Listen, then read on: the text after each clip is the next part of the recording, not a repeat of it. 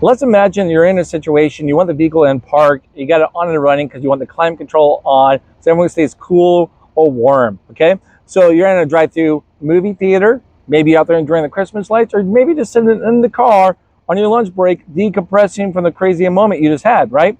But the problem is your daytime running lights is on, so it makes it people to spy you, or maybe you ruin the experience for everyone else. So your question might be, hey, Chris, is there a way I can turn these bad boys off while keeping the vehicle on and running? Yes, you can. It's quick and easy. Let me show you how. All right, so you guys can see that your daytime running lights are on right now, okay?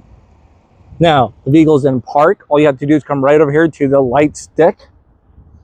You're gonna see that we have a couple options right there. It's on auto. Just tap down to off and let go. Then you come right back out. Now you can see that your daytime running lights are off. Now, once you put the vehicle into gear, into drive, or reverse, just anything else out of park, bang, they come right back on. Happy hiding.